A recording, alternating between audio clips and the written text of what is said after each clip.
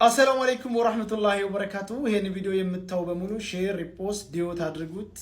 እንግዲህ ለኔ ያሰባችሁ፣ ለኔ የተጨነቃችሁ፣ ለኔ ያለቀሳችሁ፣ ለኔ የጸለያችሁ፣ ለኔ ዱዓ አድርጋችሁ በሙሉ ከልብ አመሰግናለሁ። እንግዲህ ሁላችሁም እንደምታውቁት የኢሚሬት መንግስት ወደ አቡዳቢ ጀዋዛት ቢሮ ጠርቶኝ በ5 ቀን ውስጥ አገራቸው ለቅቄ እንደወጣ ማስጠንቀቂያ ሰጥተው የነበረ። በነገራችን ላይ የ5 ቀን የጊዜ ገደብ የተሰጠሁት ስፖንሰሬ ኔጋ ስለሄደ ስፖንሰሬ ኃላፊነቱን ወስዳለሁ ብሎ ስለፈረመ ነው እንጂ አይኔ ኃላፊነቱን አልወስድም ቢል ኑሮ የዛኑ ሰዓት ቆፍድደው እስር ቤት አስገብተው ወደ ሀገር ነበር የሚያሳፍሩኝ።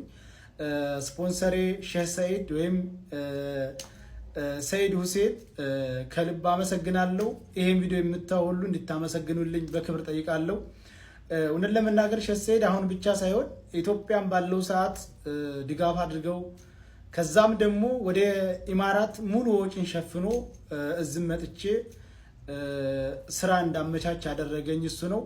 ሁላችሁም እኔ እዛ እንዳለሁኝ የመጣችሁም ሆነ በኦንላይን እንደምትጠልቡት እየሄዳችሁ ልብስን እየገዛችሁ አበረታቷቸው ላለሁኝ።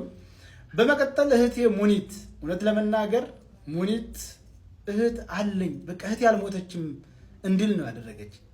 ከሁሉም በሆነ ታይም ስልኬ ዝግ ሆኖ ሳገኛት የልቧን ትርታ የሰውነቷን መንቀጥቀጥ ሳይ እውነትም የኔ እህት ትዝ አለችኝ እና ሙኒት አመሰግናለሁ። ይሄ ብቻ አይደለም፣ ቢሮ አይደን ተቀምጠን ትኬት ስናፈላልግ ልጅቷ ደውላ ቢዝነስ ክላስ ነው 10,000 ድርሃም አሉ ሲሏት ቁረጭው አለቻት። የዛን ጊዜ እኔ ሰውነቴ ውርር ነው ያደረገኝ። ለምን ትውውቅ የለን ኮንታት የለን እንደው አንድ ቀን እንኳን በአካል አልተገናኘን እና እንደዚህ ስታደርግ በጣም ነው ስሜታዊ የሆንኩት። አመሰግናለሁ።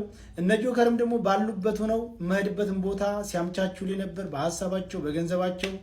እነ ማሜ ባለከይዘራ ወንድሜ ከአንዱ ቦታ አንዱ ቦታ ይዞኝ እየዞረ በሐሳቡም በገንዘቡም እነ ሚካማራው እነ መኩፋኖ ስፍር ቁጥር በስም ጠርቼ የማልዘልቃቸው እህት ወንድሞቼ ከጎኔ ቁመው ለኔ ሲያስቡ ሲጨነቁ ነበር። በጣም አድርጌ አመሰግናለሁኝ።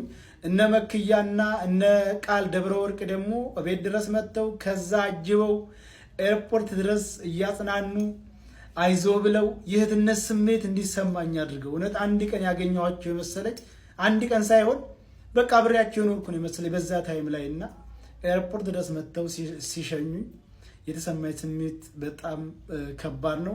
ከዛ ደግሞ መጥቼ የሄድኩበት ሀገር አቀባበል ያደረጉልኝ ወንድሞቼ እና አባት ሀገር አማራ አበባ ጉንጉን ይዘው ተቀብለውኛል። ያ ደግሞ በጣም ከበድ ያለ ነው።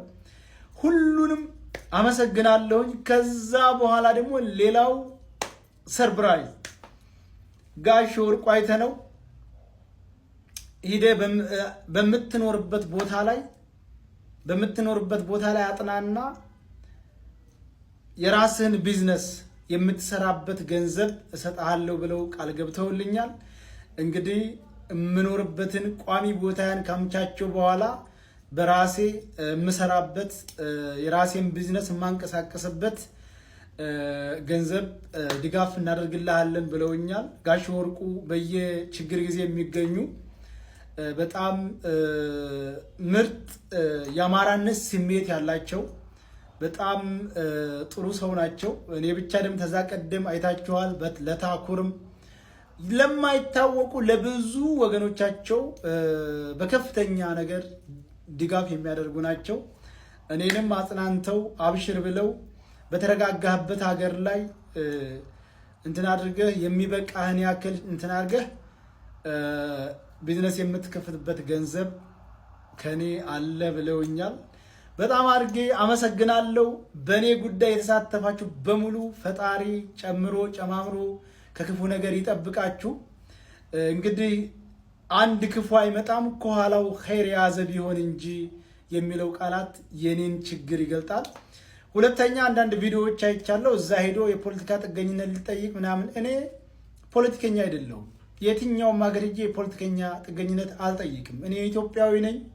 በኢትዮጵያዊነቴ የምኮራ አማራ ነኝ። ስለዚህ እኔ ሰርቼ የምኖር ነኝ። ስለዚህ የትኛውም ሀገር ሄጄ የፖለቲካ ጥገኝነት የምጠይቅ አይደለሁም። ፓስፖርቴ ኢትዮጵያዊ ነው። እኔ ኢትዮጵያዊ ነኝ። እኔ ፖለቲከኛም አይደለሁ። ከየትኛው ፖለቲካ አካል ጋር ግንኙነት የለኝም። እንደ አንድ ኢትዮጵያዊ እንደ አንድ ሰብአዊ እንደሚሰማው ልጅ ለእህታችን ፍትህ ጠይቄያለሁኝ። እንግዲህ ፍትህ ስጠይቅ 60 ሺህ ሰው 50 ሺህ ሰው ተከታትሎኛል። ስሜታዊ ሆነንም አንዳንድ ቃሎችን ተጠቅመናል። ከዛ ውጪ እኔ የትኛውን ሀገር ሄጄ የፖለቲካ ጥገኝነት የምጠይቅ አይደለሁም። ከፈለግኩ ነገ ኢትዮጵያ ሄዳለሁ። ምንም አይነት ወንጀለኛ አይደለሁም። ምንም አይነት ከመንግስት ጋር ንክኪነት ያለው ነገር አላራመድኩም። ስለዚህ ከአንዳንድ ሰዎች ሲቀደዱ ስላየው ነው። እዛ ሄዶ የፖለቲካ ጥገኝነት አልጠይቅም። እኔ ኢትዮጵያዊ ነኝ። ፓስፖርቴም ኢትዮጵያዊ ነው። ስለዚህ ከፈለግኩኝ ነገ ኢትዮጵያ እገባለሁ ከፈለግኩኝ። ምክንያቱም ምንም አይነት እኔ ወንጀለኛ አይደለሁም ወይም ደግሞ ፖለቲከኛም አይደለሁም። ስለዚህ እኔ አሁን አልሐምዱሊላህ አሁን ደህና ቦታ ነው ያለሁት። አሁን ደግሞ አምቻቼ ቋሚ ወደምኖርበት ሀገር እሄዳለሁኝ። እዛ ከርኩ ደግሞ ጋሽ ወርቁ ቃል እንደገቡልኝ መሰረት የራሴን ቢዝነስ ከፍቼ እንቀሳቀሳለሁኝ። ሁላችሁም ተጎኔ ስለሆናችሁ አመሰግናለሁ። ለሚቀጥለውም ተጎኔ እንድትሆኑ በክብር ጠይቃለሁ። ሰላም አለይኩም።